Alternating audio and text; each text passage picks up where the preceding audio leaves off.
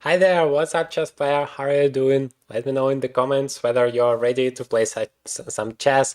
Congratulations on this huge achievement, 40,000 subscribers. Thank you so much for all of your support. It would never be possible without you. I hope you are in a very good mood today. I'm ready to play a tournament with you. So first of all, before anything else, please, if you haven't joined the tournament, just click the link below, the first link in the description, and go for the tournament and join it so you can play with me against other members of our community. We are gonna have some good time together.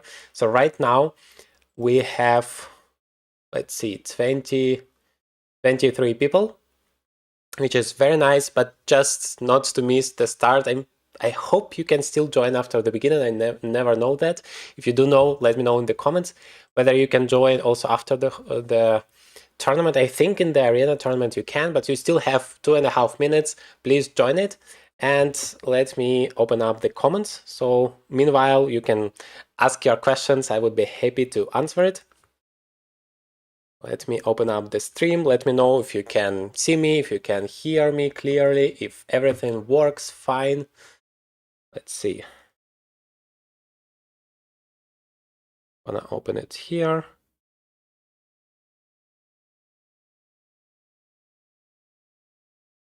And we would be ready to start. Hello, yes. How to play. Please, there is a link just below the video in the description. The first link, it will go directly to the tournament on Lichess. Just join the tournament on Lichess. It's open, there are no restrictions, but please join it to be able to play with me. Yes, you can hear me, perfect. Let me maybe copy the link. No, I'm not going to be able to do it here. It's in the description, the first link. If someone has an opportunity, please copy the link from the description to the chat as well, so people can join it. 1 minute. All right. Everything is fine. I'm gonna change my screen to the Lichess view so that you can see me play, of course. I'm gonna comment on the games, and at the same time, I will do my best to answer your questions. So if you have it, please do ask it in the comments. I'm really happy to see it. I have my chat opened. Hi there. Hi everyone joining. I'm really happy to have you here. I hope we are gonna have a great tournament. It's 90 minutes, so we are gonna have enough time to play, to have some fun, to discuss certain topics. I'm really excited about it. Okay, so we have a little bit more than 40 seconds. There is another problem that some people that might have joined before are not online there in the tournaments. That is always a pity, but hopefully everybody who wants to play would join. How tall are you? I am a little bit shorter than 180 centimeters, so kind of average, but yeah, not too tall, not too short. All right, let me change the screen to here, and I need to update my camera as well, otherwise I'm frozen. Not sure why. All right, and now you should be able to see the... no, wait, that's bad. Let me quickly... Now it feels better. Okay, I have to make the first move. And meanwhile, okay, the time you can see. Update this thing. Oops. Very difficult to do it live.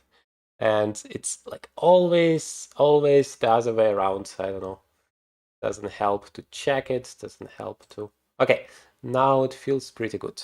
And we play the London system. So I'm playing against Forest 333. Hey there, I hope we are gonna get a great game. Yeah, it's even the Jabava London. Okay. I'm gonna play, so this is the favorite opponent that I play, d6 against everything, the universal one. And against Jabava London, there are different ways. You can just normally play g6, bishop, g7, like you do against the London. The difficulty is, of course, that I cannot play e5 because, yeah, I don't have enough defenders. But I can play c5 and create some counterplay. I like this system because now I can even play something like queen a5. I don't know, let's try it. Because I'm kind of threatening 94, 95. All right, I hope this stream is working fine. You can see all of the moves. Just watching. It's my first time doing this. I will be buying your 10-day opening course very soon. Yeah, I have an incredible offer right now on the 10-day opening mastery course. I'm gonna mention it later on, but you get like 3 months of live coaching with me if you get it now. So this is a fantastic opportunity. Yeah, queen d2 I think is a very good move because no 94, no 95 for me. I still like my queen on a5. So I think I'm gonna just go ahead with the development. And what's also important for me is to start playing faster because yeah, there is 1 second increment. That is a little bit of help from myself that I have created it this way, but still I have to play faster. No, it's 177, not 87. I'm not that tall. So bishop g7 now. I'm ready to castle. Yeah, now it's the question for white. Where are you gonna castle? Do you want to be more aggressive and castle long? Do you want to be more solid and castle short? Or you don't want to castle at all? You play h4. By the way, what I have forgotten, I could have played knight to h5, right? Disturbing your bishop. Maybe that was an interesting option. h5 I don't think is a threat right now anyway, but I can also wait with my castles. I have some stuff to do. I can play a6 and prepare the b5, my counterplay on the queen side, which is what I should be doing anyway. Okay, if you have more questions, please go ahead and ask it. You cannot really paste the link in the Lichess app, Alexander. Not sure what you should do in the app. You just paste the link in the browser and go there. You can, even if you are on your mobile device, you can still go to the browser, join the tournament there, and then if you want, you can switch to app and play the games there. But first, I think it's important that you join the tournament in the browser. Yeah, you go for long castles. This is very aggressive, so you want to attack me on the king side. Okay, but what about the queen side? Because I'm pretty fast. I already play the move b5. I'm ready to go on with b4. And then the a2 pawn might be hanging, and my queen is in the right spot to achieve all of that. So let's see what your idea is. I played 90% accuracy first time before using your method. Congratulations. Yes, I have. I think I have seen your comments before. It's a really cool achievement, and I hope it's only the first game like that. Frankly, it's like a very interesting topic. Of course, this accuracy, it helps. It's kind of, you know, a thing to figure out whether you have played a good or bad game. But I wouldn't put too much weight on this thing alone, because it depends on how your opponent played. If your opponent played really badly, like just blundering the pieces on every move, then it's easy to get a very high accuracy percentage. But if your opponent played really well, then it's the opposite side. Okay, I'm actually not that happy with my position. I think I want to castle before some crazy things are happening, like bishop takes d6. I don't know. Maybe it was possible instead of a3. At least it felt a little bit scary. Maybe that wasn't that bad, but I want to castle because I feel my king is much more secure now. And okay, b4 is not a problem. I have queen a3 check. And now I'm ready to go all in into the attack. Okay, knight d5.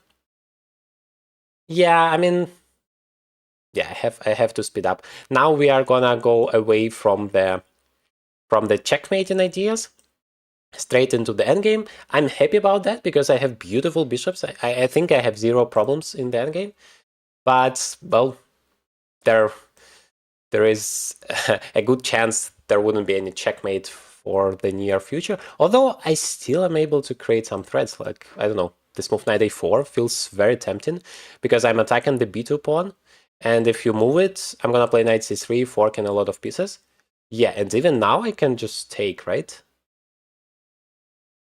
I mean, I have to speed up because I haven't just 10 seconds, but I think I can take, because if you take, I take it back with the knight, and I win the bishop in it too. So I'm like 2 pawns up in the end of the day. I think that works, and if you play that, Yeah, just knight c5 back. Okay, but I really need to be faster, not to lose on time. Let me remove that guy, and maybe knight e4. Threaten a lot of stuff. Knight e4 immediately, of course, was possible. But like, if you are low on time, you want to be solid, the more pieces you have unprotected, the more chances you have to blunder something. So it's a good strategy. Oops. To just remove all of the stuff, but knight d2 has stopped me. Oh my god, I have 2 seconds. Want to bring my rook? Okay. Yeah, that was a very nice game. Thank you very much. Let's go back to the tournament. Let me check if everything is working. Okay, I have got my first victory and waiting for the next opponent. Let me see if you have new questions. I wish you very much to reach the GM title. Thank you very much. I have some tournaments this year planned. I have already played one in Spain, as you might have seen from my recent videos. It wasn't super great, but also not too bad. So I'm looking optimistic for the next tournament. Okay, e5. I think I'm supposed to take it. Some kind of gambit. Yeah, and then they are trying to give me a checkmate. Whatever, let me just improve my chat. A lot of people ask me like how to react to this weird stuff and when opponent is making something weird. What I always say, well, you need to play normally. You need to take advantage of your development, of your extra material if your opponent is giving you that. So e4 might be a little bit too much because, I don't know, bishop g4. Although maybe I can play e5. If you take, I have check and I win your bishop. That might work. Okay, let me play e4 and say, I'm not afraid of you. I just want to develop all of my pieces. Yeah, just e5. Is there a problem with it? I don't see it. Because if you take on f3, I'm going to take back and I'm going to attack the b7 pawn. And if you take the pawn, then I'm going to take the queen and then the knight. If you play bishop b4, check. I mean, even just knight d2, basically, or bishop d2, everything is fine. So I think e5 is working, because otherwise I'm going to just exchange the queens, and I would be happy being a pawn up in the endgame. If you have extra material and your opponent is playing for the initiative, which is clearly the case in this endgame, then you want to simplify the position, you want to exchange the queens. I think the move h6 doesn't feel like a good move here, because if you play the gambit, you sacrifice to get some time to get the initiative. You have to play as fast as possible. Just every move, go forward, develop your pieces, try to create threats. But h6, it feels too slow. I mean, not a theory expert here, but just my human feeling. Okay, bishop d2. I think, I don't know, like c3 forces the queen's exchange. Yes, I cannot castle anymore, but who cares about castles? I just don't like that I kind of lose a lot of time. Let me just play bishop d2. That cannot be bad. All right. Hey, coach, is it a bullet stream? No, I'm not a bullet streamer. It's a blitz tournament. Ah, okay, queen to e7 immediately. That makes sense, although you're still not really attacking that pawn. Maybe you are in some lines. Can play queen e2 to solve the problem. Yeah, but then you can take... Yeah, this is a little bit trickier. Maybe trickier than I thought. But I can just play c3. Yeah, I think c3 should be solid. And then once the bishop is gone, I can just play bishop f4 and protect it. Or I have queen a4 check suddenly. I don't know, even attacking the bishop, that feels good. All right, can you... Yeah, so about the bullets, I don't recommend to play bullet that much. I think you're blundering queen a4, attacking like all of the bishops at the same time. Always and always, before you make your move, try to understand your opponent's threats, and not only the most obvious one, like I played c3 and attacked the bishop, but also some hidden threats, like what has changed in the position. And what has changed is this diagonal is now opened, and that means I can move my queen, I can also give a check, always and always start with checks. And now I can just pick up the bishop for free. So I was attacking two bishops at the same time. There was no way to save both of them. So yeah, we play the blitz games today, where I still have some time to explain my ideas, to give some feedback on your play. So hopefully it's instructive for you and you can learn something today, but also still don't worry too much. Don't be afraid to make a mistake. Like if you play against me, just play casually like you normally play, because yeah, we want to have some fun. We want to enjoy the game. So now that I have an extra piece, the best thing for me to do is just to exchange as many pieces as possible, and most importantly, the queens. Without the queens, you have almost zero chances to like blunder stuff. At least no checkmating attacks are possible anymore. Okay, let me just castle and again be a little bit faster. Yeah, I like that my opponent is trying to be as active as possible, developing every single piece, but the problem for him is I don't really have any weaknesses. And if I don't have weaknesses, you cannot... What was the move? You cannot really do anything, right? I'm just gonna develop all of my pieces, and you... Yeah, I'm gonna just... Eventually, I'm gonna just exchange everything, and that is good enough for me. So it's really tough when you're an entire piece down to try to create something, because I'm gonna just take absolutely everything that moves, exchange everything that moves, and that's all I need. All right, but 12 seconds. That is something to be careful with, but now I win another pawn. At some point, you have to bring your king out. The king is extremely important in the endgame. Most people forget about that. And you shouldn't. This knight on c4 is also great. I played a4 just so that it cannot be kicked away. Otherwise, it's controlling so many squares. Bishop d5. If I can exchange even more stuff. I could have taken the pawn on b6, but okay. And this is a very nice position against the knight because it controls pretty much all of the squares. And what's also great in the endgame is to create a passer. If you can create a passer, do that. And once you have it, try to go forward and take advantage of that. But don't forget about your king. Now is the perfect time to finally bring my king. You bring it to the center, to the part of the board where it's really useful. For example, I want to stop this knight f4 move, bring it to e6. That is a perfect position. And now I'm ready to push the pawn even further. Yeah, I could have taken the pawn on b6 multiple times, but who cares? Normally one passer is enough. If your opponent cannot stop it, which is the case here, I don't know, let's bring the knight.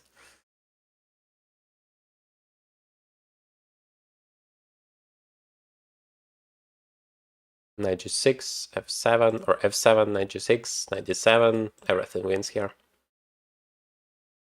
I don't like play rapid games. I used to play 30 minutes games. This is very different. Yeah. Oh my god. This is... Oh, I had 1 second. I almost lost the game. Wow. Sorry, I forgot about the time. But luckily, I have won the game. And waiting for my next opponent. Thank you very much for the game. Let me read the questions. Can you get very far in USCF without playing any Blitz or Bullet games and instead only play Rapid and Classical? Well, I am not from United States. I don't live in United States, so I am not sure if I understand very well the American ratings, but I assume it's similar to the normal FIDE rating, which, well, you have Classical FIDE rating, Rapid and Blitz rating. And if you are talking about Classical, yes, you can get away without playing Blitz, and especially Bullet. Like Bullet, you don't need at all. Bullet is just a way to get some fun, to relax. That's why I use this format of chess sometimes when I have a very bad mood and I want just to get away and play some chess, but I want it to be fast. Then I play Bullet, but it has nothing to do with like chess improvements, anything like that. Okay, hi Leventa77. Let's play a nice game. Let me play g3.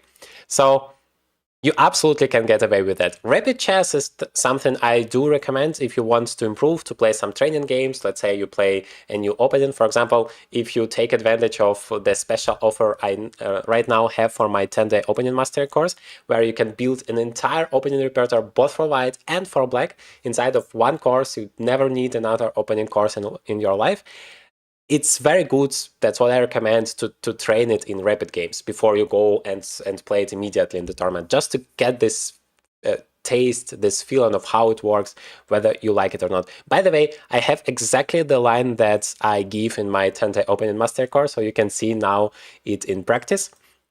And the point is, I play against the King's Indian Defense, this double fianchetto, and I really like it because on the one hand, it's very solid.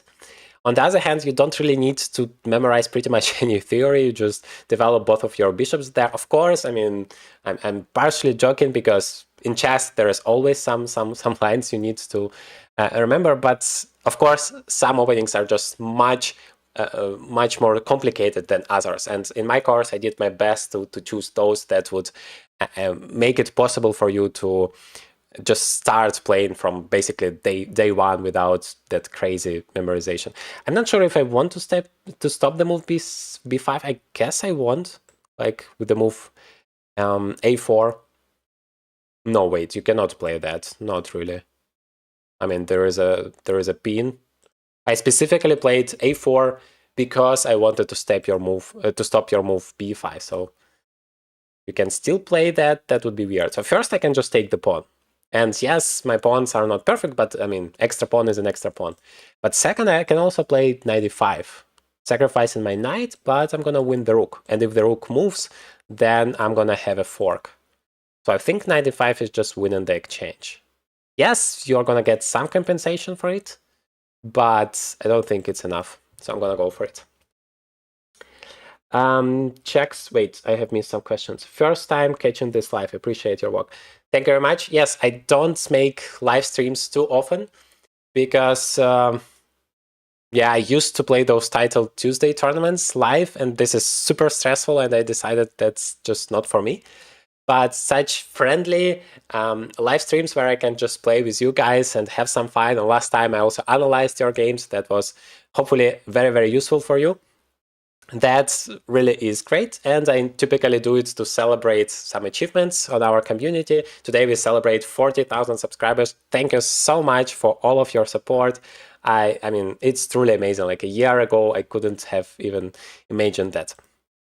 Okay, now I have an extra exchange. How do I use that to my advantage? Probably just continue developing. Queen c2. Now I want to play c5. Takes. Checks, capture, attack, and optimization, right? Checks, captures, threats. Yep. And yeah, the first step, I call it active moves, like do something useful for your position, improve your position. Yeah, you can call it optimization, I guess. All right, bishop b7. I think I just don't care. What I do care about is my time, because I'm like 2 minutes down, so it's time to get faster. Again, you don't need to invent things. If your position is great, just improve, develop, bring all of your pieces into the game, and that's the extra material should matter. Yeah, now it's high time to play c5. Always happy to exchange. Maybe play... Well, maybe 4 is not that great. Although I like the fact that I'm pinning that knight, I'm always happy to exchange stuff. I just need to be a little bit careful with this e4 pawn, but as long as I can defend it, that's all right. And then I want... Okay, that actually makes sense, but again, as long as I can exchange, everything else doesn't matter. I can go into the endgame, that cannot be bad. I think even d5. Yeah, now I can play d5. Rook a8 is a move you never make. I mean, it's better to resign than to play rook a8. It's so passive. You just lose all of your chances altogether. Try to never ever make passive moves unless like this is literally the only move you can make on the entire board. d3? I don't know. Rook b7, c7. If you have a passer, just try to take it, to use it to your advantage. Okay, the knight is actually great. I have to admit that. Okay, how do I... Let me play that move f3 so that I have a perfect pawn structure. Oh, I have 1 second again. I'm way too slow today. Okay, but this position I should handle as long as I don't lose on time. Oops. Yeah, now that's a checkmate. Thank you very much for the game. I always lose an incredible amount of rating in these tournaments because like every time I win it's +0 or +1, but every time I lose it's like -50. But that's okay, it's not a real rating. Does fast eye contamination, I'm sorry, I don't even know what that word means. Scanning board rapidly, constantly help. So you mean like you rapidly go back and forth throughout the chessboard? That's what my girlfriend tells me happens not only with me but with all of the strong chess players. When you look at the chess player while he plays the game, he's like very quickly blinking with the eyes. Okay, I play against Forest 333 again. Let's try another opening. Let's play d5 this time. But yeah, I'm not sure. I think you should not get crazy about like some random stuff. Do what works, what really helps you throughout the chess game. What like I would focus more on the principles. Like yeah, always look at checks, captures, and threats rather than like controlling where your eyes are going.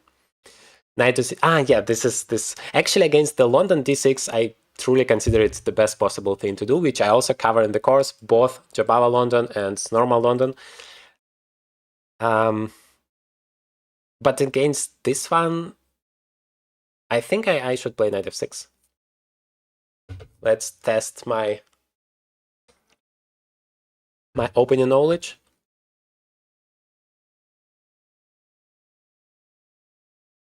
Was it bishop f5 in the 6? I honestly don't remember. At some point they jump with bishop b5, but I always have knight a6.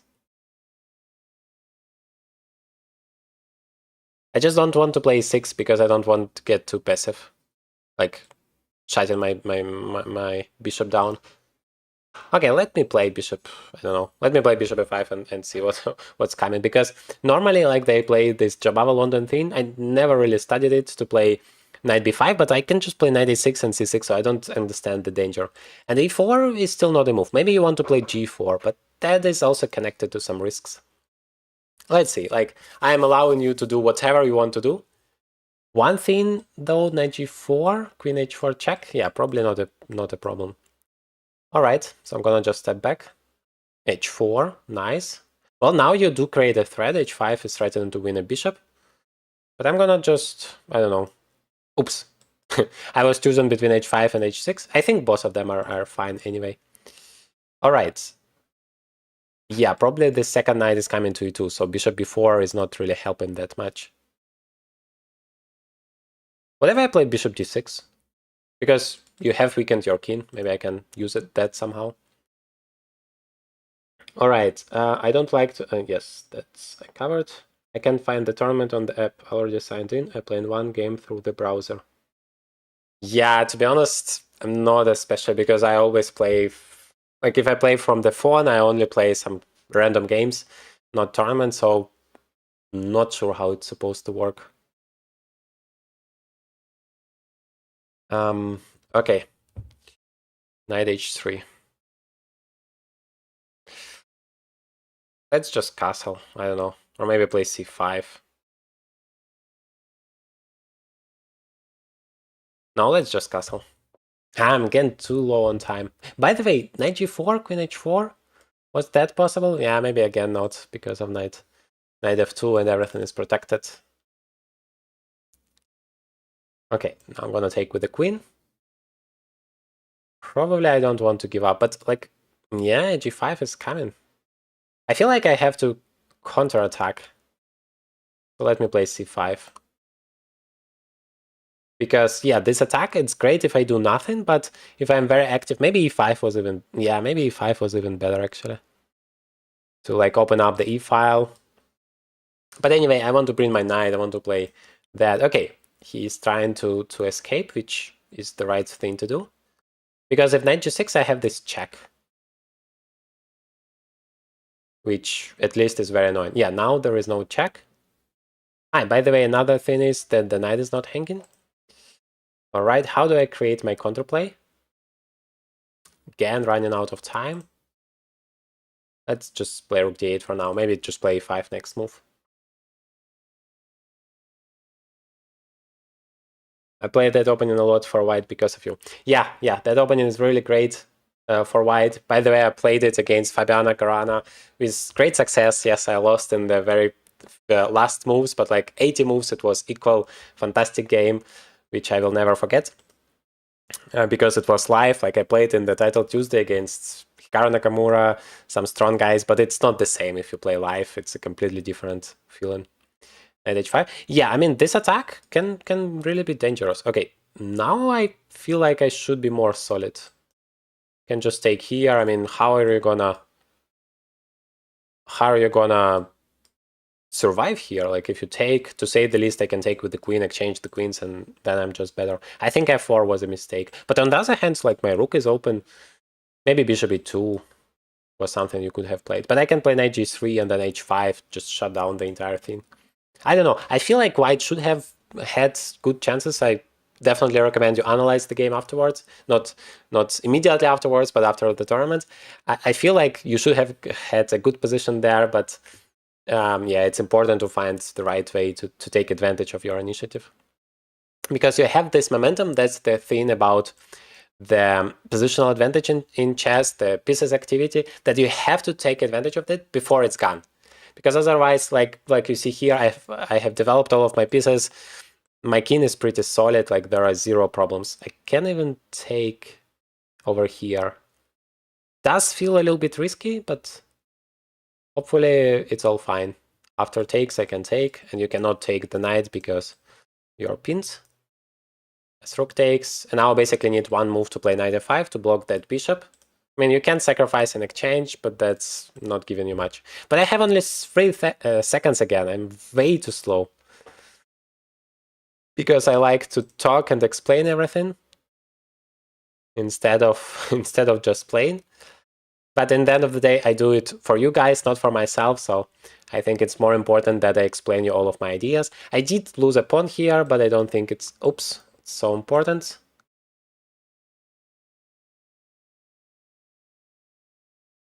Oops, you play knight d5? Yes, I cannot play knight f4 anymore. Now I can.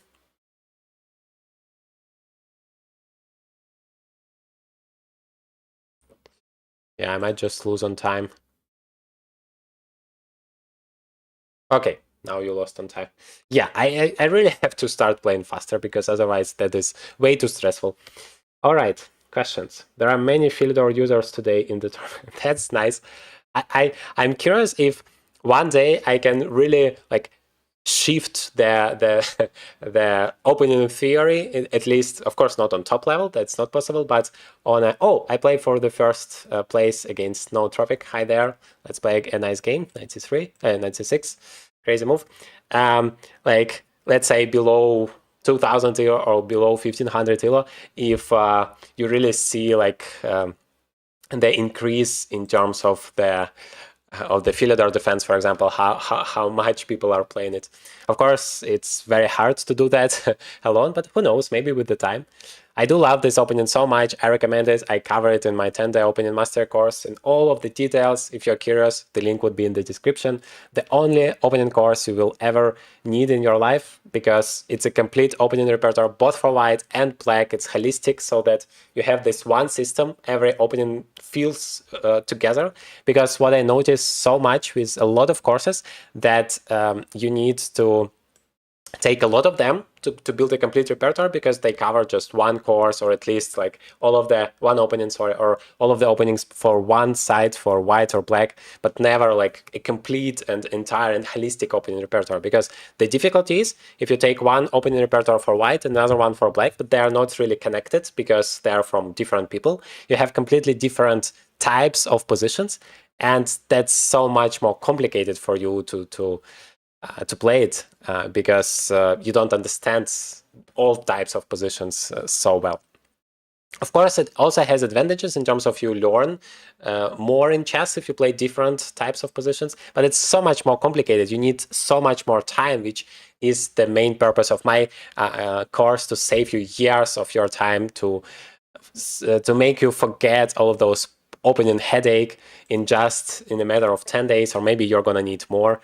2 weeks, 3 weeks, because I have updated the course a lot throughout the time thanks to members' feedback. And so it's now much, much better than it was in the beginning. But as a result, it also is bigger now. So you would need more time. But as you have lifetime access to the course, some people confuse it. It's not like you get the course for 10 days only. No, you get it for a lifetime. I mean, as far as we can look in the future, and you can go at your own pace. So there is no hurry at all. You can go through it whenever you have time. All right, honestly, it's like my dream position. I so much like when I get so much space in the center, when I control everything, when I can do whatever I want. This is like a dream, and my eyes are like going in all possible directions. What I should do, I can play here, I can play there, I can win everything. But sometimes you also should be careful in such a situation, not to be over optimistic. But like, I can even play b4 and get rid of this knight. I don't get it. I think it's so great for me. Yes, you can sacrifice maybe, but no, it doesn't really help. I always have a check. Okay, e5, but now I can play knight to c6, attacking the queen. The next move, I'm gonna pick up the knight.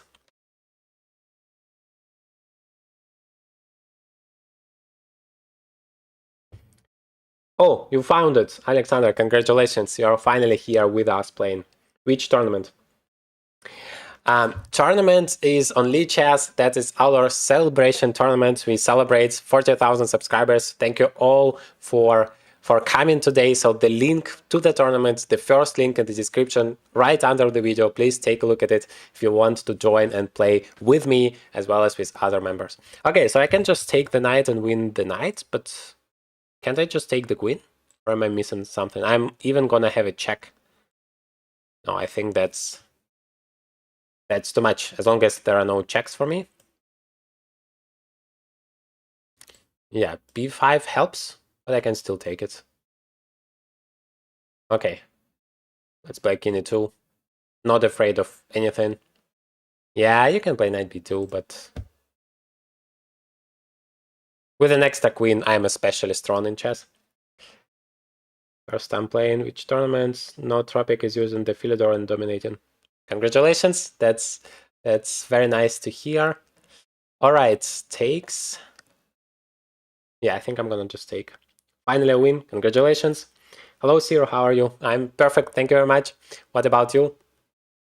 I am, by the way, I have got a coach. That is a huge update in my personal chess career, because I have pretty much never had a one-on-one coach in my entire life. I had a lot of coaches in my life, but it was always like, normal group coaching as you have like as a kid, you come and you have a coach. And I was fortunate to have like a grandmaster coach in my childhood at some point, but still it was almost never one-on-one lessons. And now I finally got an opportunity to get a coach. It's a strong grandmaster, a very strong blitz player, by the way. And yeah, I'm very curious to see what's gonna happen, how it's hopefully gonna help my growth. I will of course keep you updated.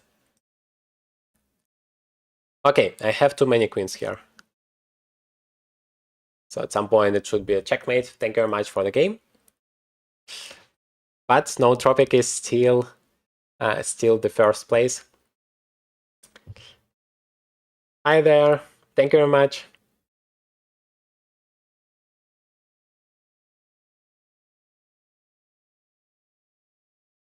Ask your questions in the comments. I'm really happy to answer it.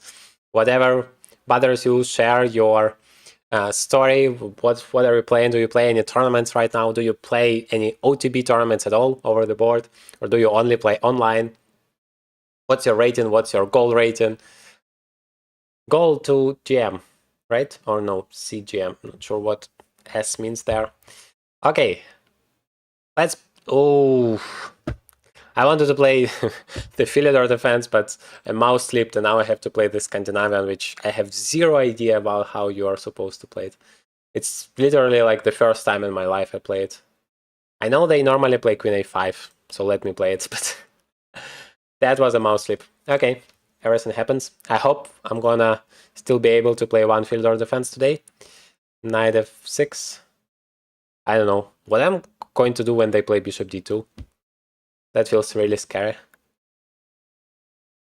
I know that this opening is somehow very solid, but like for me, when I have no idea how to play it, do you place the bishop here or here? Let's play bishop f5. I don't know, somehow it feels a little bit more reasonable. I lost my first game. That was fun. Off to work now. Yeah, good luck with that. Thank you for coming. Bishop d3. Okay, always happy to exchange some stuff as black to simplify, especially in an unknown position. Although I'm still like have to accomplish a lot in terms of my development. Happy to exchange even more bishops. I think that helps. I don't know. Castles. I'm a little bit worried about queen b5, but after castles I can just jump back. So I think I'm gonna just go for it. Yeah, the first Scandinavian defense went not that bad in my life. So 94. Feels like we both want to exchange stuff. Me, because I'm afraid I have zero understanding what to do in this opening, and my opponent, because he wants to simplify the position. I don't know. Let's develop new stuff. Knight c6. Yeah, my opponent has a very decent position. He can just continue the development. He's very, very solid. Let me bring my rooks somewhere. I'm not sure if I want to play d5, because that somehow makes it closed. Maybe I want to bring my queen over. But I should have... Wait, here I can play e5 with the tap, because I didn't want to play e5 because of d5, and then again the position is going to be closed and I'm passive, but now I can do it with the tempo so that my opponent cannot play d5. And this should be fine. I can play that. Yeah, a4 is fine. Knight d4, I can just take it. And now suddenly I overtook the initiative. So you don't want to lose any time unnecessarily. For example, my opponent started to make a lot of moves with the queen, and I'm basically winning time. And now I'm like 2 moves ahead in terms of my development, because both of those rooks are still not developed, whereas I have already developed my rooks, and that gives me a huge initiative and an advantage thanks to that. It's not winning, but it's a big advantage, it feels like. Let's play a5. That ensures that I'm not gonna blunder a checkmate. Very, very useful to make a luft for your king. And at the same time, I don't know, maybe I even gonna think about that ideas. Or another idea is, of course, to double the rooks along the second rank. But first, make sure your king is out of the danger. All right, this time I'm a little bit faster. Watch, please. Only play 2 opening Kolychuk, Kurtot, and Philidor defense. Do you mean the tournament here or overall on YouTube? Because as you might have seen, I recently made a video on the Sicilian defense because I start to play it in my tournaments. And yeah, I cover my tournament on Gran Canaria. And all of a sudden it got... Okay, your opponent left the game. That's unfortunate. All of a sudden, the viewers really enjoyed it. It got very good feedback. So now I'm thinking about making more Sicilian videos. Like, I love both of the openings. I love the Philidor defense because it's easy to play. It's easy to start playing it. It's very flexible. It's very universal. You can play it against everything. I mean, like the d6 setup. But the Sicilian defense is also so fun to play. It's very unbalanced. You can basically fight for the victory from the very beginning. It's very aggressive, and people seem to love that. At the same time, of course, it's more complicated than the Philidor defense. You need to know more theory. You need to understand more stuff. Okay, finally, let me play the Philidor. So currently, I plan to cover both and see what you guys love more. In my Tender Opening Master course, I recommend the Philidor. I cover it in all of the details, exactly for the reason that you can just learn it and play for 10 more years without any problems, right?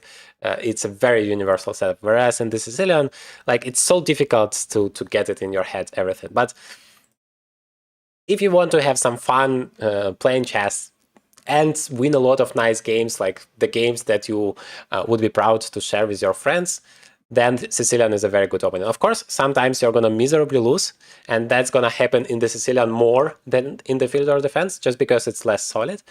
But it just depends on your style, depends on your taste in chess, whether you want to be more aggressive, more active, or you want to be more solid and more universal. That's all it's about. So I guess I'm going to cover both of them and let you guys decide what you like more for your chess. And you can do like me. You can do both in your games because it helps me to be more flexible.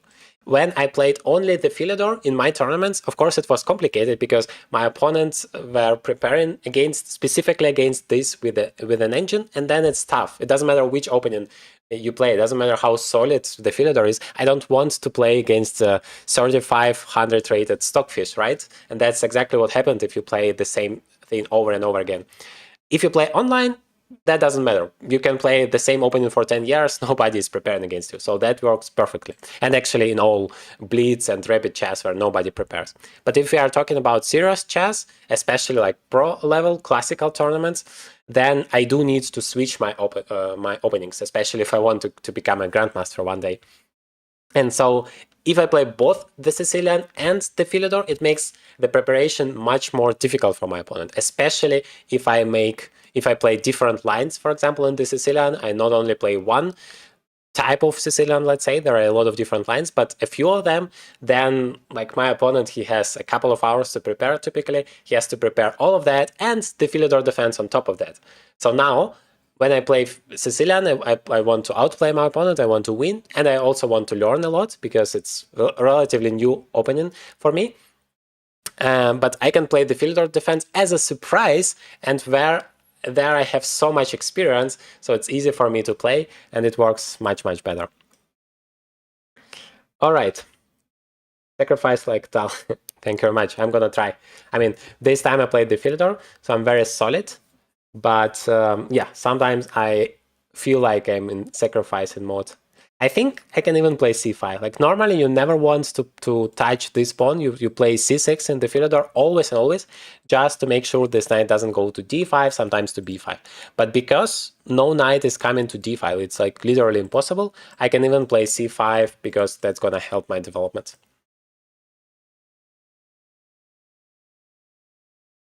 Although the normal scheme with 97 would also be completely fine, like no problems at all.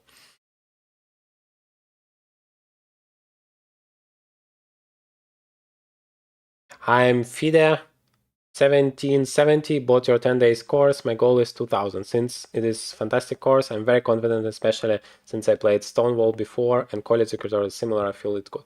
Yeah, thank you very much, Frantisek. So you have a very good testimonial right here, right now. Somebody who bought the course and loves it. So if you were waiting for an opportunity to invest in your chess education, this is the perfect time because right now you also get a full month of live coaching with me. So I'm gonna analyze your games. You learn an opening, then you play. Oh my God, I have 25 seconds. You play a game, and then I'm gonna analyze it for you. I'm gonna tell you, okay, this you are doing wrong, here you are doing all good. So this is important to improve, and then you are good to go. That way you learn the opening, you build the opening repertoire much faster. It's going to be much more solid, and it's gonna really last for years, and you're gonna forget about opening problems once and for all. And also, the great thing is you also save a lot of money if you want to invest in your chess education, because if you think about normal opening courses, you either have one course which you need to pay a lot of money for, but then you just have one response against a certain move, let's say one opening against e4 for black. But then you need another course against d4 for black. Then you need another course for white. What do you do for white? And then there are also a lot of different courses for white, like in terms of against King's Indian, against French, Sicilian, whatever. But in 10-day opening mastery, I made my best so that you don't ever need another opening course in your life. So you have a complete and holistic repertoire all in one course. So it also saves you a lot of money. Okay, 10 seconds. I have to speed up. I have my beautiful bishop here, which is, first of all, it's like 1,000 times better than this one. It's just stuck looking at this pawn. Whereas this guy is really perfect. Okay, the d6 pawn. I also don't want to lose, but I think I'm in time to like win a pawn. Maybe not, because the h6 would be also hanging. Yeah, the d6 pawn is important. I don't want to lose it, because once the d6 pawn is gone, this pawn might go, and then this bishop would become better. So maybe I should just defend with rook a6 first, then get rid of this queen. Yeah, maybe I shouldn't have taken this c pawn, because now I'm gonna open up the b file, which would be great for white. Okay, the most important thing is, of course, I again have 5 seconds. Okay, white does take here, which is not what I expected, but as a surprise, that worked pretty well. I almost lost on time, but I do think that the position is completely winning. Bishop d4 was winning the piece. But okay, this pawn should promote. Let me eliminate that pawn. Ah, I knew I'm gonna blunder that. The moment I felt it's gonna happen, that happened and blundered my rook. Okay, I still have an extra bishop, although this position is like not simple at all, because this pawn is very annoying. It's like not easy to win. Well, now it's simpler.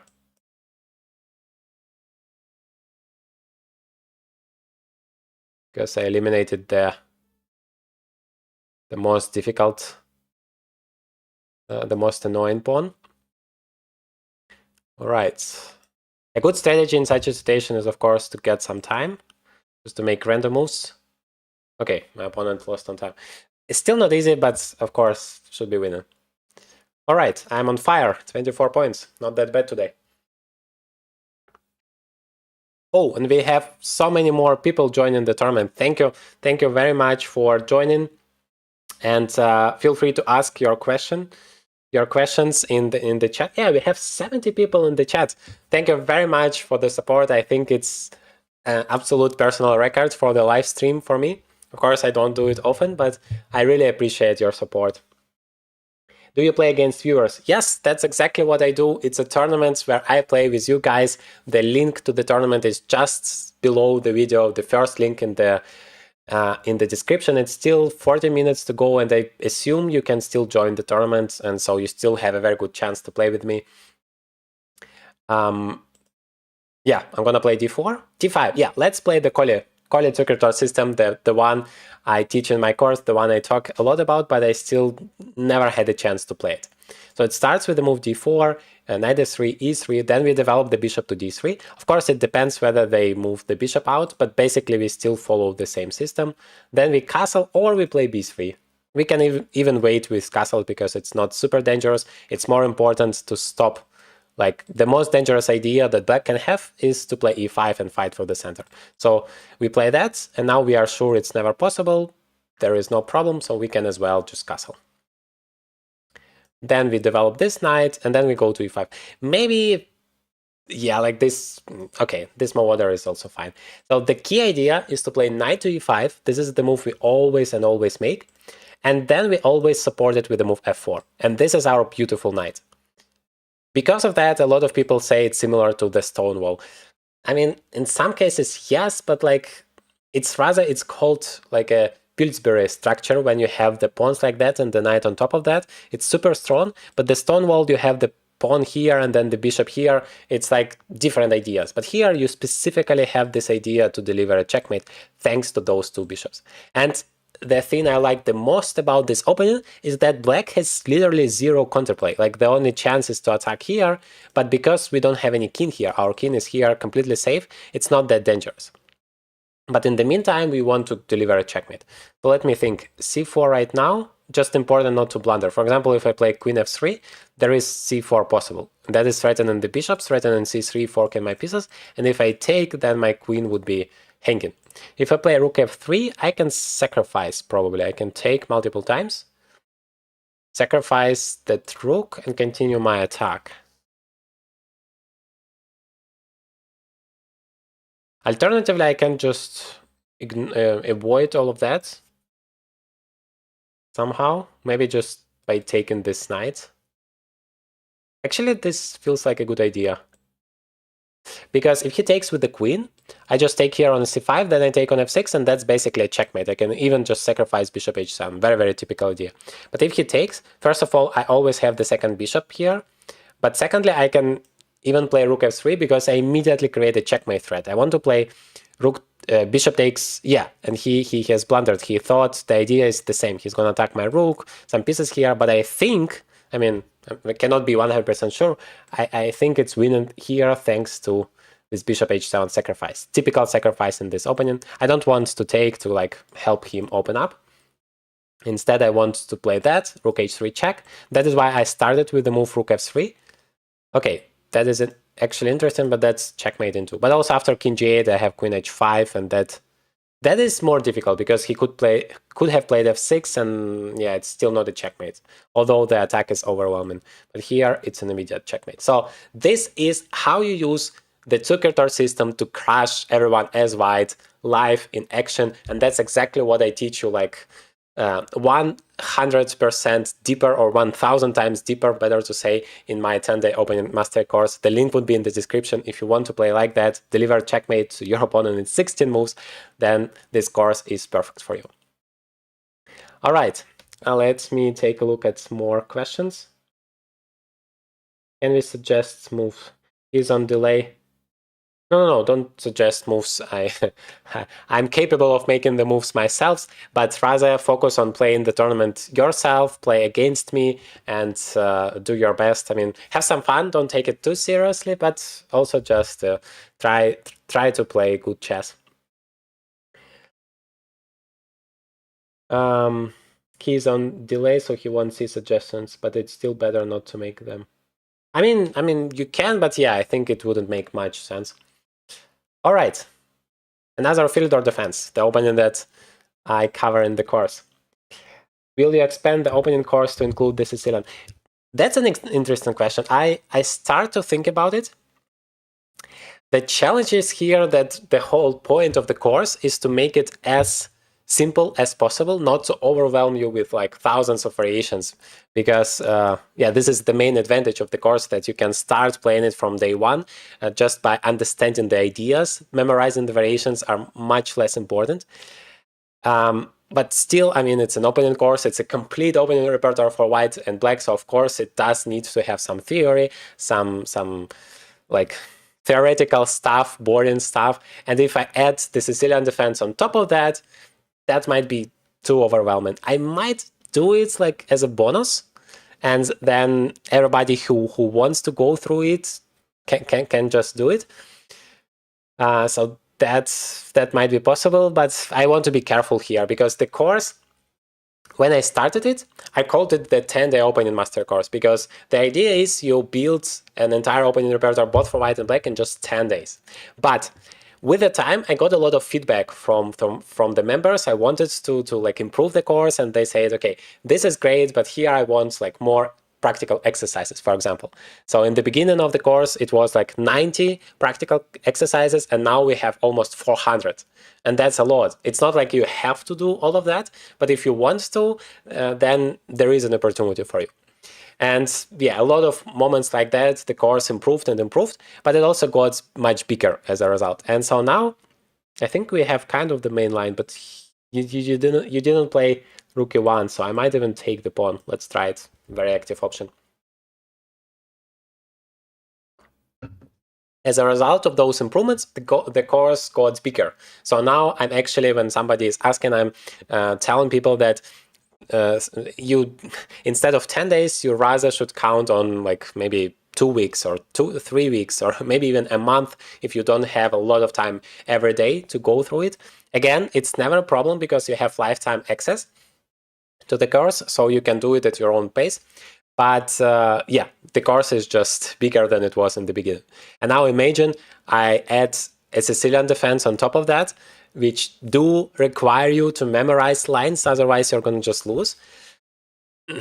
That is kind of a trade-off, so I have to think about it. Are you playing the Sveshnikov like Magnus? I used to play it as a kid back in the time when I did play some Sicilian defense, because I didn't play it for many years. I played the Fyodors, and now I'm going back to the Sicilian because it really feels, it fits my style, like my kind of nature, I would say.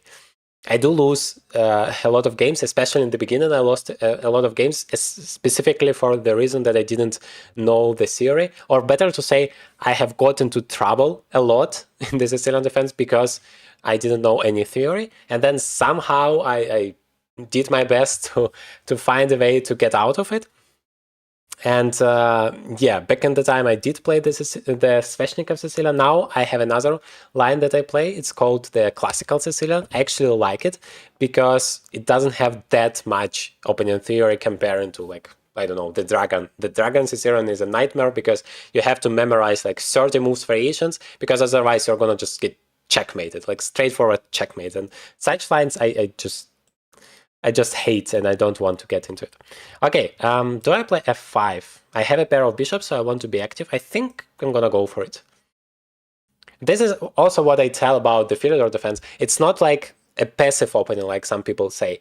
Yes, in the beginning you're very solid, but you see that basically in all of the lines you have this opportunity at some point to jump over, to overtake the initiative, and your pieces, they sprint to life, and you have such fantastic opportunities like this open position with 2 bishops. I play f5 now, attacking the knight. The knight has to go backwards. Actually, okay, it goes here, but anyway, I can play f4. That was my idea, because he doesn't have any checks. Like if you can play queen b3, at least that would be a little bit annoying. But as is, I play f4 already here. I even have some ideas like f3, but mainly I just want to win this pawn for free. And then the fact that this knight is here is just helping me because it's gonna be under attack. For example, I can even take with the queen, right? I'm gonna attack the knight twice, so the knight has to move. Or you have to play that, but even there I can just take it. So the knight has to move, for example, to d3, and then my position is great. I mean, taking with the pawn is also fine. Maybe taking with the pawn is safer, because I still attack this guy, and I don't have this bishop c3 problem as I have after queen takes d4. So I was thinking about my opponent's opportunities a little bit, and I decided queen d4 gives him a little bit more chances. And here I just attack for free. In fact, I have like an extra pawn, right? Or 2 pawns. No, I have an extra pawn and an attack on top of that. I get to my opponent's king, and I have a pair of bishops. Yeah, that's my another advantage. So this is like a dream case scenario. Okay, let's just take.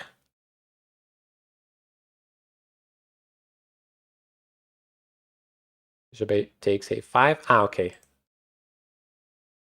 So the idea was if I take it twice, he's gonna take my bishop in the end, but I don't care about all of that. I just want to give him a checkmate. Like, how do you even stop the checkmate? My rook is super active, this pawn. It feels like it's doing nothing, but actually in a combination with the queen, it's just gonna deliver the checkmate. Yeah, so you defend it. As always, the biggest problem is I don't have any time.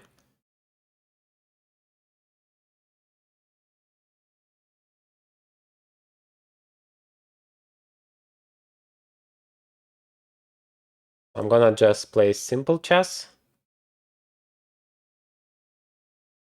Oops. Ah, it is annoying. Okay, now I got it. Receiving rook f1. Without time, it doesn't matter how great your position is. When you don't have any time at all, it's so difficult to play. So the best piece of advice I can give you, never get into time trouble. Although it's very difficult, and I myself get to it far too often. Okay, here is my greatest tip that I noticed from Aman and this guy.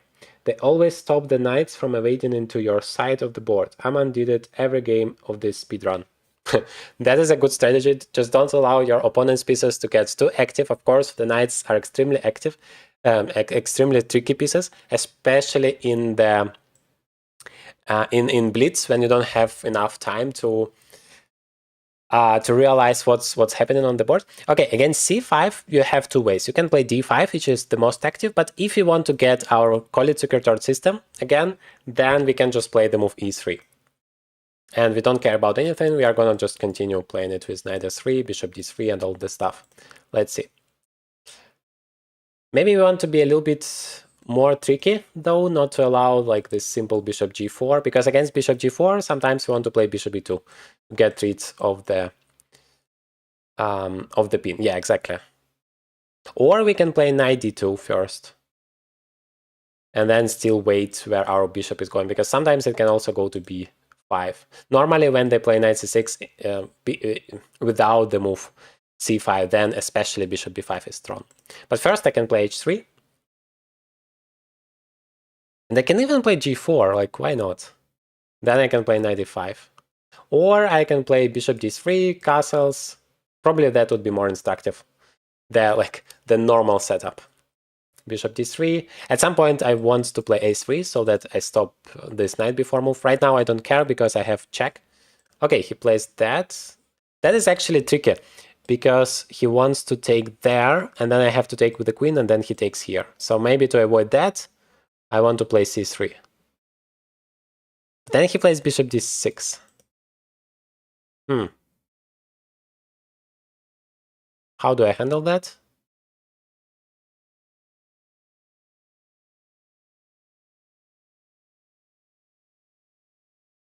I can of course play g4 and then knight e5.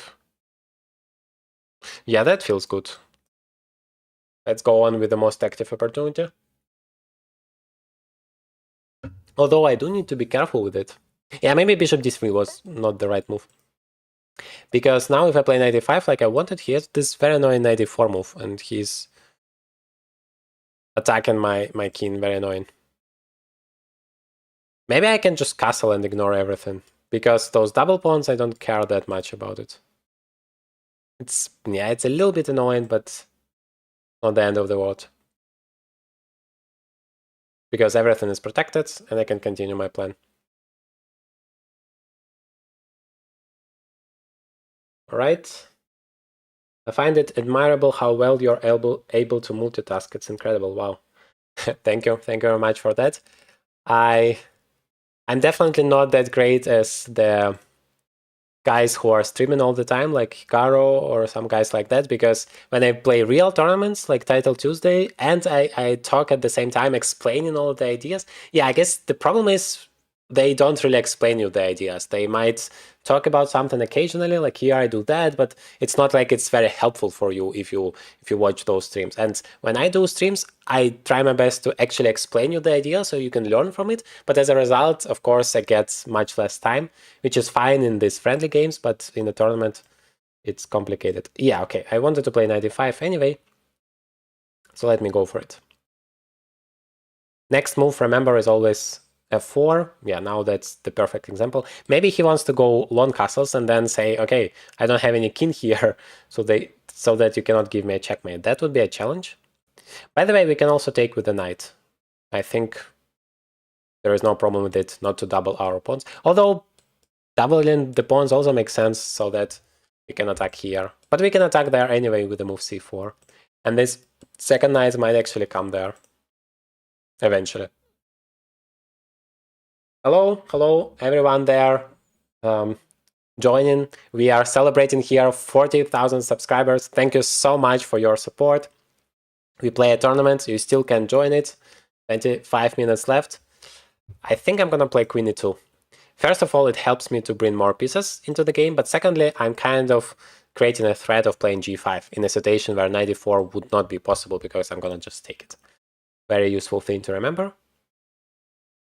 Maybe like I allow this knight b4 move. It's not dangerous, but it's allowing him to exchange stuff, which I don't really want. So maybe I just play. Or even c4. Let's play more active again. If you have a choice, generally you always want to choose the most active approach, the most active opportunity. Which Sicilian is you go to?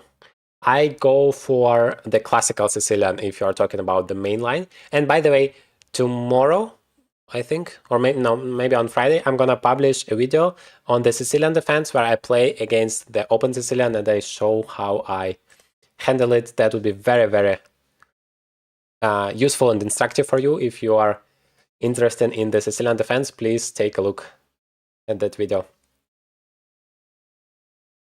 Okay, so now it's time for me to play g5. Now in some variations I even want to take and give up my queen for 2 rooks.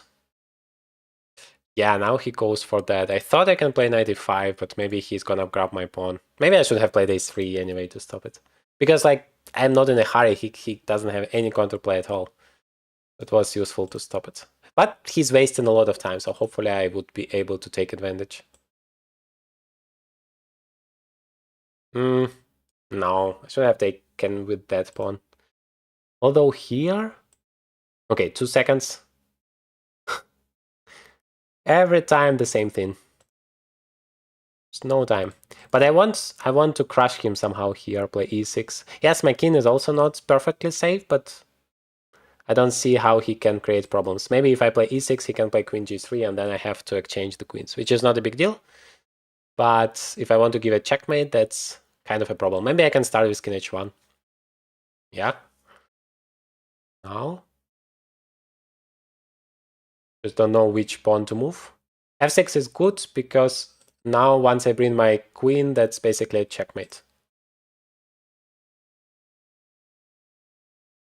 Can he stop the checkmate? I don't see it.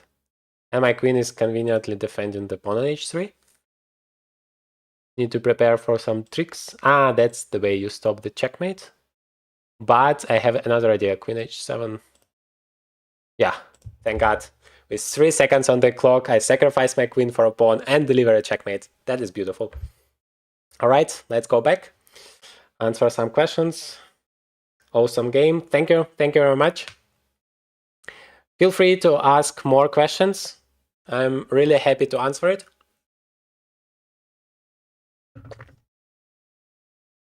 And waiting for the next game.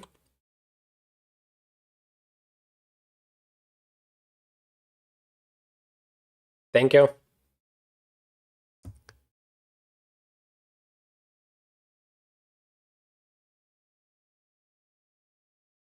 By the way, in 1 week, I'm gonna...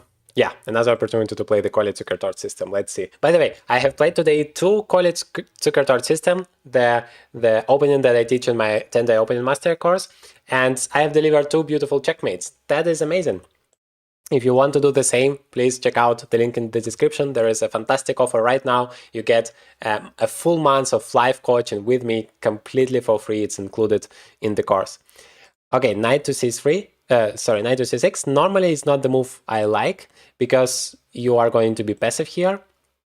But I want to wait with developing my bishop, because if you're going to play e6, then I'm going to develop it to d3. But if you're going to develop it outside, then I'm going to develop it to b5, take advantage of the pin. Because if I play bishop b5 now, that would be stupid. You're going to play bishop d7, and that's not that efficient. So knight d2 is a move that is in our plan anyway. It's very useful, and I'm waiting for you to decide whether you develop your bishop or not. All right, I think I just want to play a3 from the very beginning to stop that move. And then no. Like the only thing how you can justify the move knight to c6 is if you play e5. So the first thing I needed to do is to play b3 and bishop b2 just to physically stop that move. Okay, let me scare my opponent away. If you play e5, I'm gonna play b5 and attack your knight. And otherwise, I want to play bishop b5, b2 and stop. Yes, I scared him away. You see how important it is to put pressure on your opponent to create threats? Because the more threats you create, the more difficult it is. And now I'm perfectly ready. e5 is not possible, so I'm finally playing bishop d3. And again, as always, my idea is to deliver a checkmate. Let's see if I'm going to be successful for the 3rd time in a row. That would be that would be a very good advertisement for my 10-day opening master course, because this is literally exactly the same line that I teach in the course, just like 1,000 times deeper, so that you know absolutely everything you need to against all of the possible lines your opponent can play. And in the moment where your opponent is ready to play e5, you always have to stop it. So in the game, probably instead of a3, I should have played b3 immediately, bishop b2, just to stop it. But now I have succeeded with that. I can, as always, support it with the pawn, with the f pawn, and now it's perfect. So what I was going to say, in 1 week, I'm gonna go for a very interesting event. You probably have heard of it, the Gotham Chess Europe Tour in Munich, because I live not far away from Munich, and I thought, I have never seen Gotham Chess in my life, so let me visit this event and see what is happening there. There would be a lot of people, so probably I'm never gonna have a chance like to meet Levi and say hello, because you could have like bought, and you still can buy those add-on tickets, but it's like an additional 100 euros just to basically make a photo with Gotham Chess. And I'm like, 100 euros for one photo? Too much. But I still am gonna go visit the event. Yeah, just interesting what's gonna happen there. Maybe meet some of you there if you also come. That would be fascinating. Yeah, 97 is typically what they play, but it's not really gonna stop me. I still gonna go for the same line. If they don't play c5, and because I played b4, they have 0 chances to play c5, this bishop is, at least for the time being, not really that great.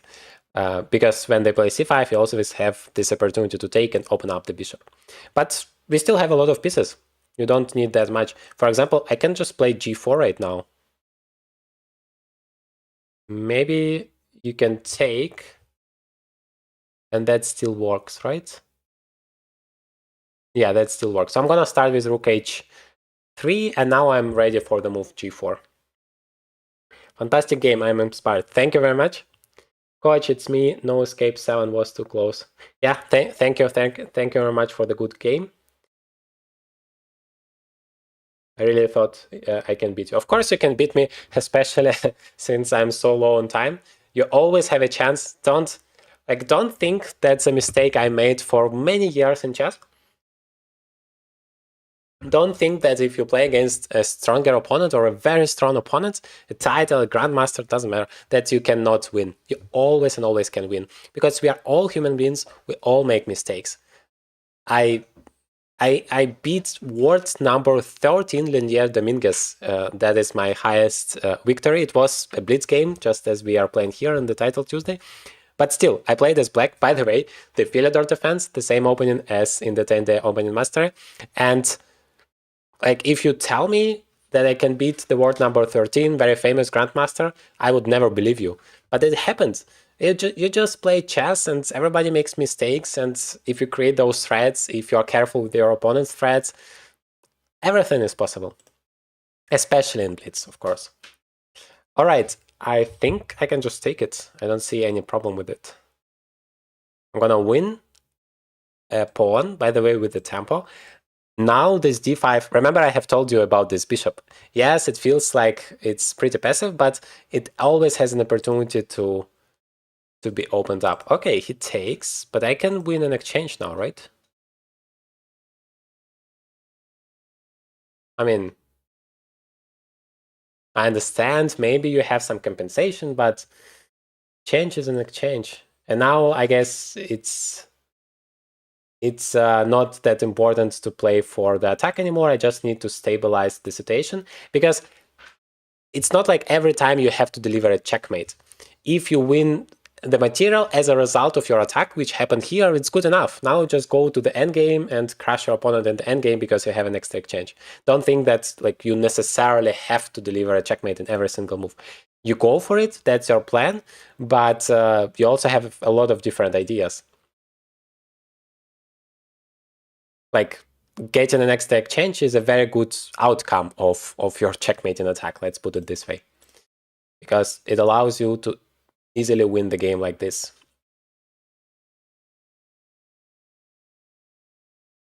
But my opponent, yeah, played pretty interesting game. And finally, finally this bishop is getting opened.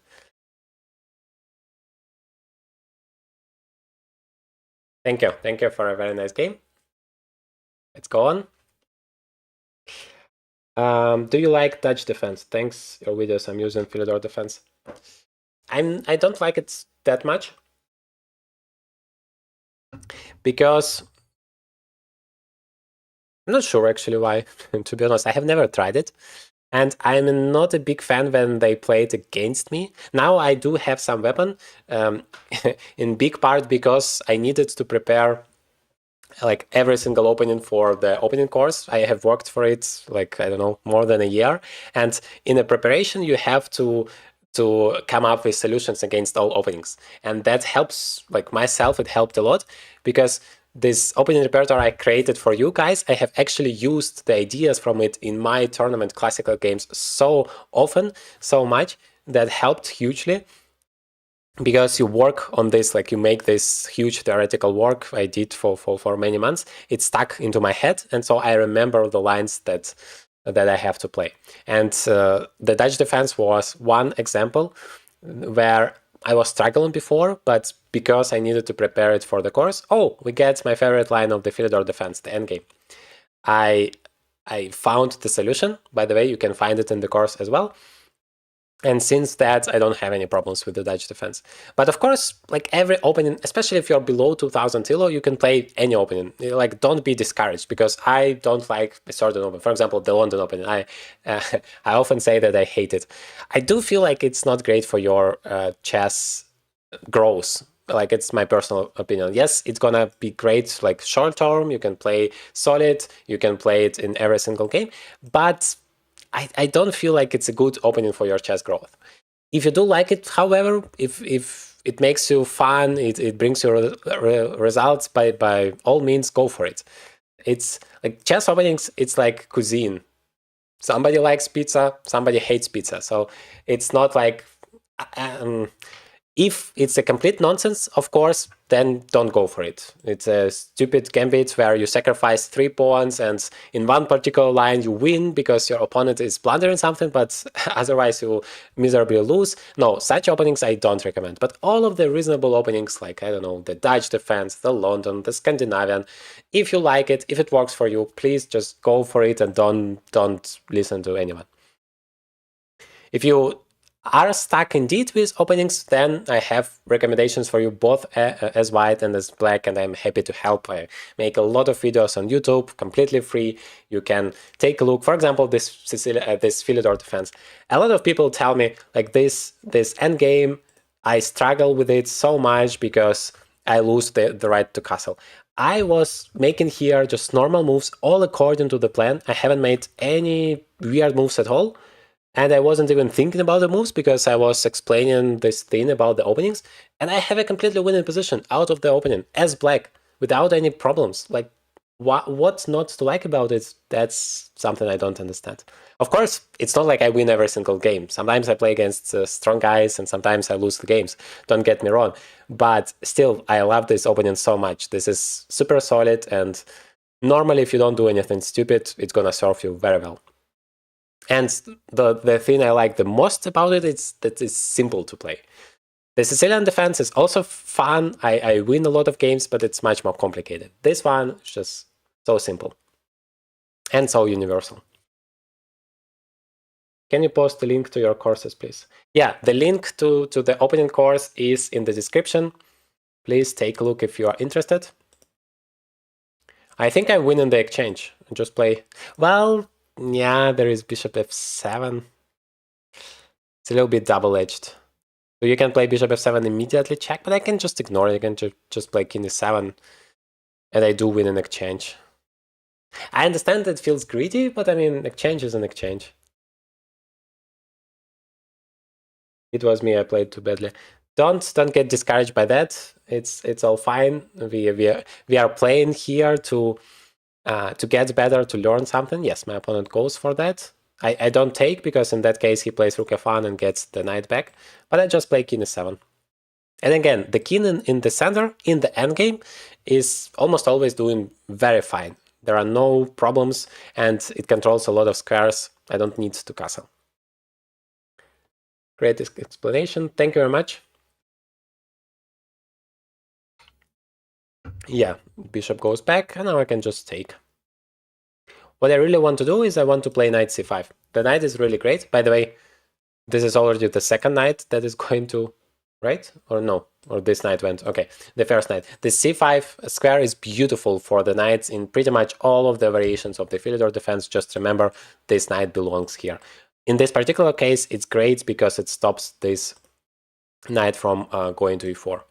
And now, as I have extra material, as always, I just want to exchange stuff. Although maybe now I might regret it a little bit, because he's gonna place the knight on c4. Truly the best square for the knight, because it's gonna attack all of my pawns. For now it would be protected, but my rook would be a little bit stuck. But again, like, extra exchange, no worries.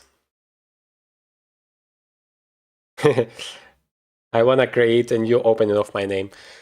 Good luck with that. Please go for it. I think I did invent an opening as a kid, which was super stupid, like d4, d5, b4, something like that. But I was super fascinated that it's like a new opening. I have invented something, so please go for it. Maybe you are gonna be an inventor. Or maybe not an opening, but a variation somewhere. It's hopefully still possible. Because nowadays with computers super strong, it's so difficult to like invent new stuff.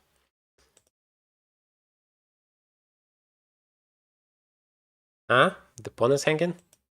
Let's start by improving the pieces. I want to bring the second rook. Maybe I should just play rook d8 so that when he takes, I can play rook d2. Then I don't care about the pawns. I'm gonna just like if you have one rook on the second rank, it's good. If you have two rooks on the second rank, it's even better. Yes, my opponent is going for it, but I think this is not something you can allow. Okay, thank you very much.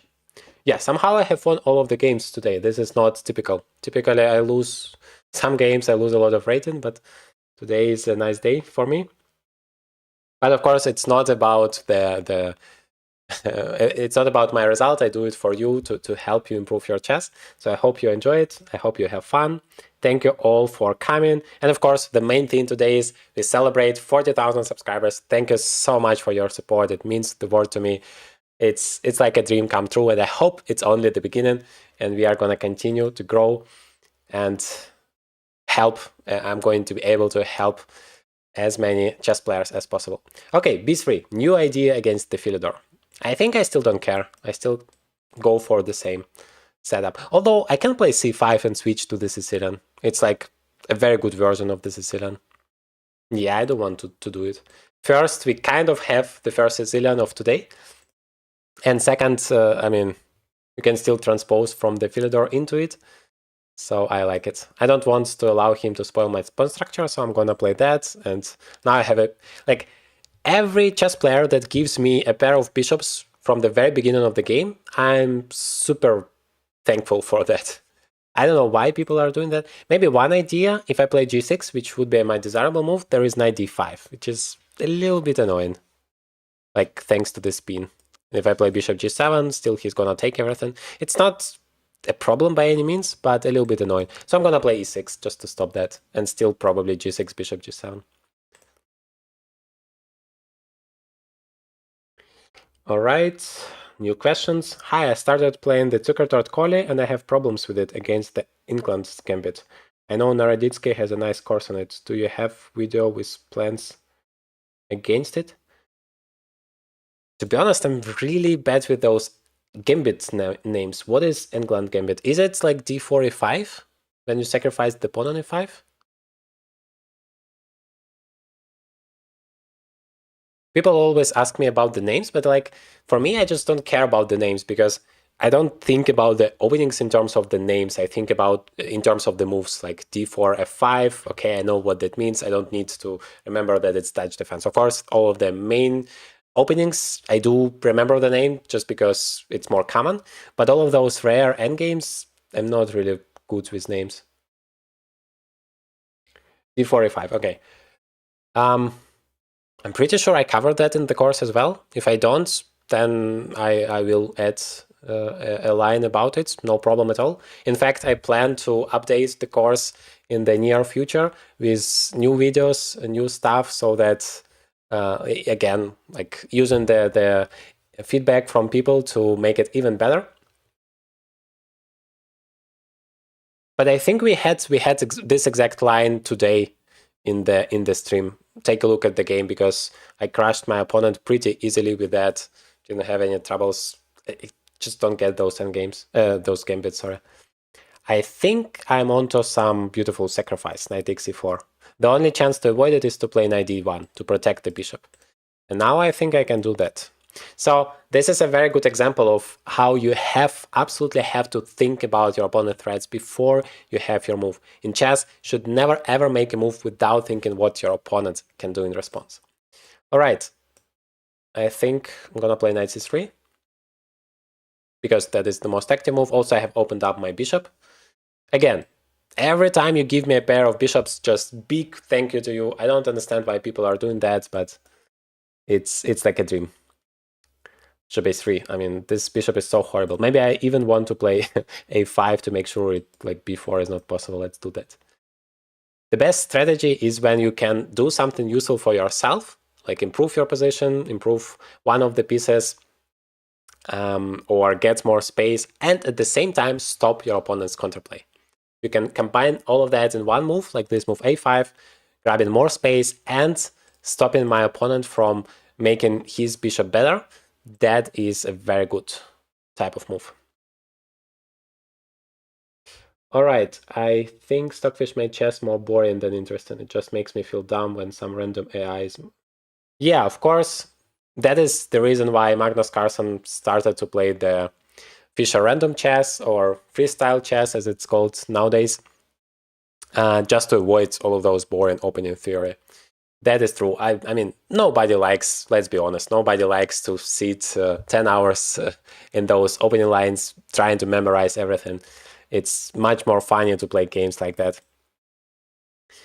But I mean, that's life. That's part of the process, and that is actually exactly the reason I created 10-day opening master course, because I struggled a lot with it. I know that many people struggle with it, so I tried to create an opening repertoire where I help you with that. I give you a simple solution, a very solid solution, and a way to have just fun with chess without the weeks and months and years of that horrible opening memorization.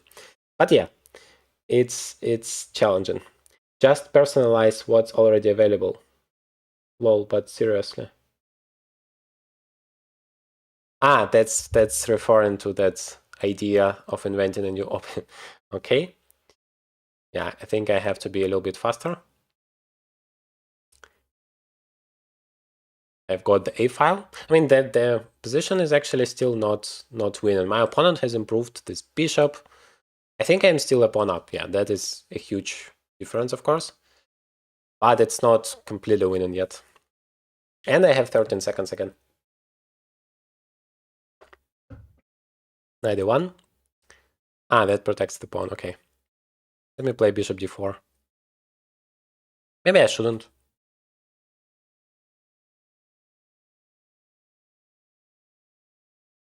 Oh, queen takes b3 was possible. Now bishop b3 is a threat.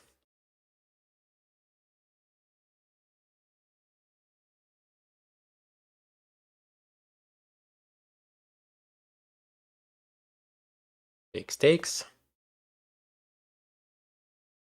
This is like a total domination, a dream that came true for black in this position. That's something you always want to have in your games. But I feel like I have to be fast to win this game, because if the time is over, then I'm not gonna get my points.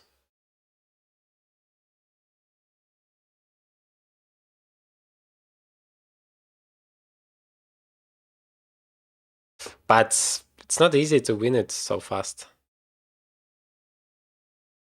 Maybe g5 was the move. I don't know, let's take it. Again, with 3 seconds on the clock, just start panicking. Oh, I could have taken, yes, I could have taken that. Okay, 7 seconds. I think I'm not going to be in time.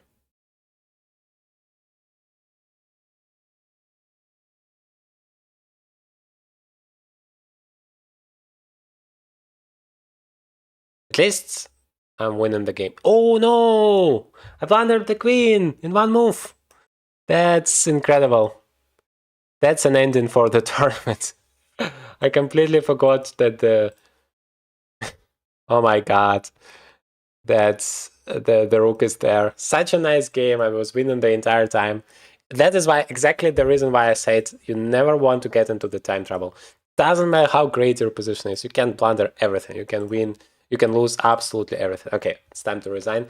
Congratulations. Finally, I lost the game today. I deserved it. And let's come back to the tournament. I still won it. Okay. I still have win rate of 100% because that game didn't wasn't calculated because we finished it after the game. I thought I'm giving a checkmate and I blundered the queen in one move. Yeah, everything is possible. Like I said, always believe in yourself. You can beat anyone, especially you can beat me. That's not a problem at all. All right. Any questions? Anything you would like to know?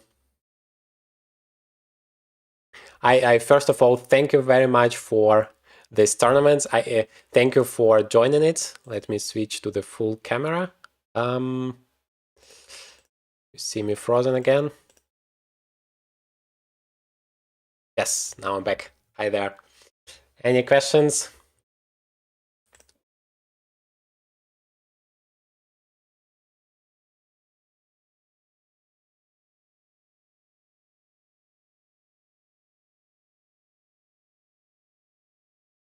I'm your biggest fan. It's one of my biggest achievements. Was it you who just beat me? Congratulations. You have deserved it. I mean, the game was tough, but you did your best to defend, to still pose some questions with the queen there. That's exactly what you need to do. Doesn't matter if you're winning or you're losing. You still have to be active. You still have to create threats, attack your opponent, and in many cases you're going to be rewarded for that. Just don't play the hope chess. Instead, try your best to actually combine improving your position with creating problems for your opponent. Hope chess is when you make a move that is actually not useful for you, but just with the hope for your opponent to blunder. That is not what I recommend. Yeah, okay. Do I open up the center, open up what's defending the king, or go for it when I have no attacks? Opening for black for beginners. The Feodor defense, the one I have shown today, how you play it many times. It worked great in all of the games except for the last one where I blundered the queen in the end. But again, the opening was great. So I have a lot of videos about that on YouTube, and maybe let me show you quickly.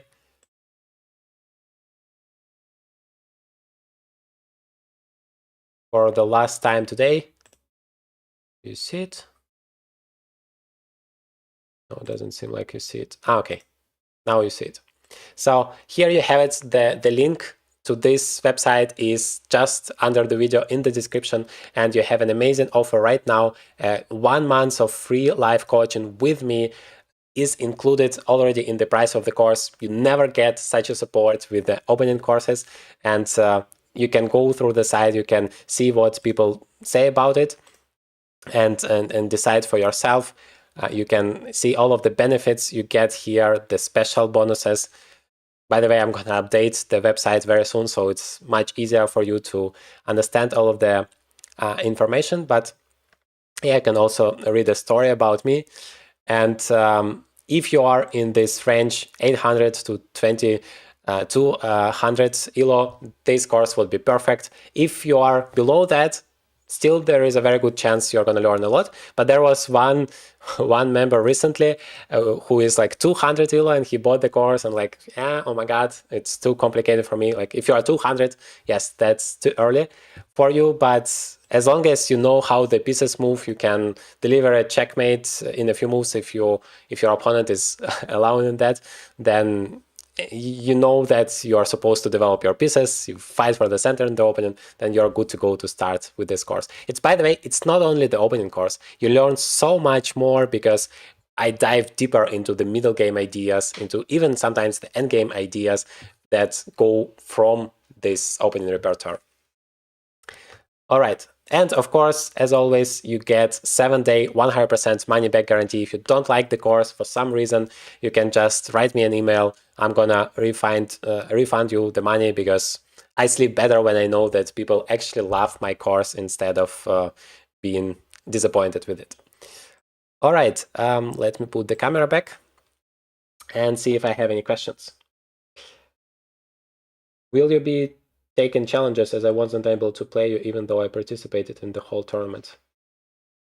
Well, in that case, send me a challenge. I'm gonna make an exception for you and play a game. I do have to go for my lesson, the life lesson that you get as if you buy the course. It's actually today, so I'm gonna need to go for it, but do send me a challenge. If you played the entire tournament and didn't have a chance to play with me, I think you deserved it. So could you please create a challenge on, is that you, Isaac? Yes, that's you. Okay, let's go. Let's play a game. And meanwhile, I can take a few more questions. How did you learn chess? That's a very nice question. Well, all possible things. I had a coach from the very beginning. That is like, it was helpful in my home country in Ukraine that you can get a chess coach completely for free, which like in Europe, for example, is not possible. Let me play 5. And yeah, that's the coaches, they helped me to like brought some books that I needed to solve. Of course, back at the time, there was no courses. Like the one course that I recommend you today, the one I created, it didn't exist 20 years ago when I started to play chess. And like the beauty of it, if somebody would give me it like 10 years ago, I would be super helpful, because it just saves you so much time. Back in the time, you needed to go for all of the books through yourself. And also, like even the engines, I didn't have a laptop, I didn't have a computer. Obviously, like I was just a small kid. Even if I had a computer, I just didn't know. There was no, so maybe there was chess programs, but I just wasn't aware of it. And yeah, somehow it wasn't easy. And so I needed to train with my coach with some books. It was much more complicated. Also, like Lichess, where you can just go click one button and solve a lot of puzzles, which is super helpful for you. I didn't have such an opportunity. So I really needed to go for the puzzles every single time, like in the book, taking my chessboard and actually placing the pieces on the board, which is taking a lot of time. And as a kid, it's like, I don't want to do that. But okay, that's life. Of course, nowadays with technology, you have a lot of opportunities to learn, but if you misuse the technology, it's also a huge distraction. So you have disadvantages as well, as you probably know better than me. Great lesson, I learned a lot. Thank you very much. Okay, somebody is asking in German which opening I offer as black, and that is literally something I have created 20 videos on my channel. Please take a look at the playlist. The only opening you will ever need as black. Am I gonna get in checkmated here? Feels a little bit scary, but I think I can still play. Not even sure. I mean, g6 makes sense to place my bishop on g. Yeah, let's do that, to place my bishop on g7. I don't know, it's a weird... I feel like my opponent is playing the Colli-Zukertort system, the one I recommend myself for white, and I'm playing the stuff that I recommend for black. And that is why we have a very solid position for both of us. Very interesting. So yeah, the opening I play right now is... wait, I'm sorry. Nobody mentioned that you actually don't see the game. Let me update the camera really quick, so that you actually can see a game that I'm playing right now. All right, so this is the position. I played this d6 opening that I love so much against the d4, and my opponent played the Colli-Zukertort system. So it's kind of two openings that I recommend myself for both sides. All right, I think I can take, and I like really want to go for an attack. It might be scary, but I mean, who cares? Let's have some fun. Maybe I should have started...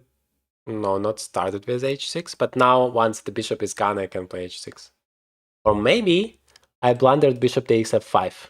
My opponent is gonna sacrifice the bishop and win the game with a beautiful checkmate.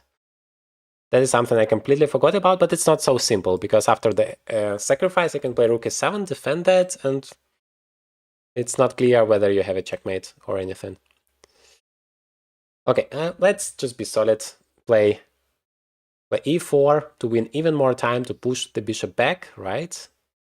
Now play bishop g7 to fight for this diagonal. I want to play d5, but I can't because he takes and I have a pin. Okay, now I just take and you have a weakness here and bring my knight somewhere. Yes, thank you. Thank you very much for pointing out that you don't see anything. Now, hopefully you do.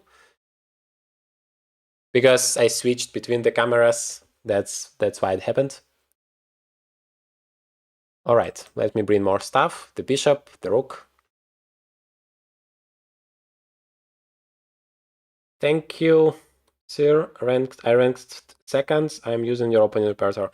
Very happy to hear it, that it's helpful for people. Takes. Yeah, I'm sorry, Peter, because I switched. What? My opponent just blundered the queen. Do you want to take this move back?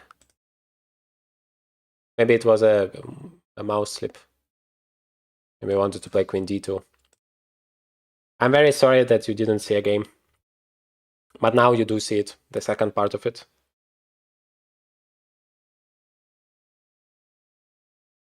Knight f3. All right, gonna bring the second rook.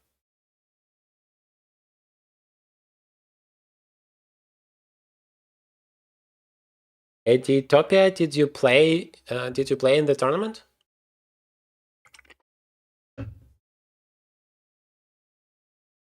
I don't know. I think it's time for 94. Although my rook is a little bit stuck, but I don't see a way to attack. Ah, I do see a way to attack it. Yeah, that was too optimistic. Exactly. Although I also have bishop h6. No, bishop h6 probably doesn't help. What I do have is g5. Maybe, yeah. Wait, I could have just... No, I couldn't have played g5 before. Right. Wait, but I can take and then play g5. That's what I should do. Take here and play g5.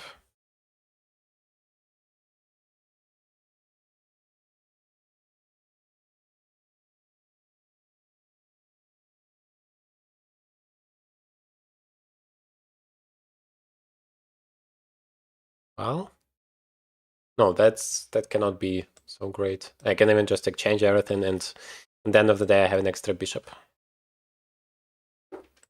And I can grab that pawn. Although maybe that's too greedy. Rook f8 was simpler. But okay. Queen g7, and now rook f8 is coming.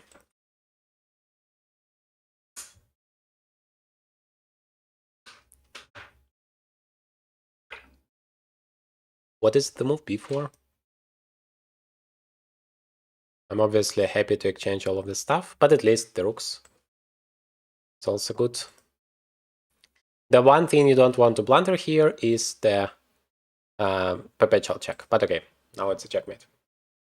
All right, thank you very much. I do need to go to prepare for our live lesson. If you want to take part in live lessons with me, the link would be in the description. You have a beautiful offer right now. And thank you very much for coming today. I hope you enjoyed it. I hope you learned a lot. Thank you for supporting the channel. We are 40,000 subscribers. This is so great. Let's hope we are going to get to 50,000 soon enough and get another celebration tournament. The more we have it, the more happy I am. And this Friday, a new video is coming. Stay tuned. So thank you. Have a good stay. Take care. Bye-bye.